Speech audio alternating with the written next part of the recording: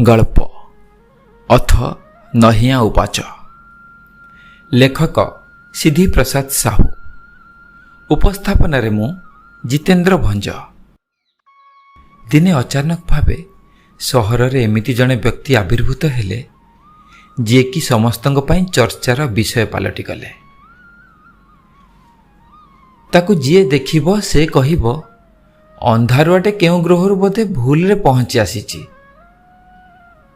मुंडरे केश बाबाजी जट, श्रुपणखा परी नख, परिधान कहिले खाली सीमेंट बस्ता।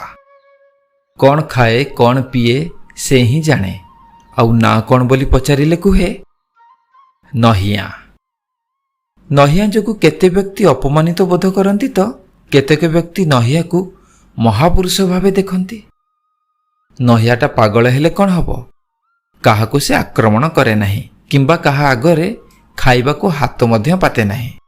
खूब अल्प कहे, किंतु ता कथा सुनिले केतेक कहती से जणे सीआईडी ऑफिसर, तो आउ किए कहती से प्रोफेसरटा अति ज्ञानी जो पागल हो जाइछि। आउ केतेक भावती लोके कौन भाविबे, नचेत गोटा केते उत्तम मध्यम धरण कसी दियंतु पिठिरे।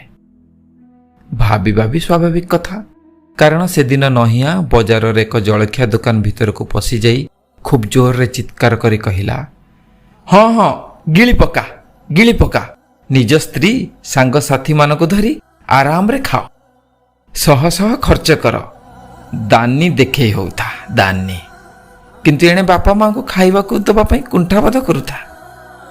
केते बापा माँ दुई जण खाइबे, सेमानंकु भाग करुछु, नचेत जराश्रम रे रखुछु। छी छी तोर मनीष पणिया छी। जो माने साली सांगसाथी धरी होटेल रे मौज करुथिले सेमानक मुहटा लाल पड़ी जाउथिला, आउ जो माने भद्र व्यक्ति से माने नहिया को तारीफ करुथिले। से दिन BMW कारटा आसी बाजार रे अटकी गला। सुनाबेश होई बाबू जणे गाड़ी रु बाहरी आसिले।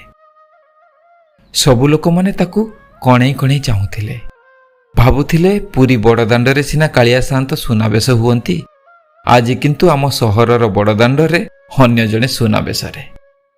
हेले नहियाटा केउठी थिला के जानी आसी कहिला, रह रे पुओ, तो इडी मामू आसुची। केते कला बजारी रखिचु जे से केउ आड़े आउ कला बजारी खोजिबाकू जीवनी, एही जगारू एका थरके मामू घर को नहीं जीवो।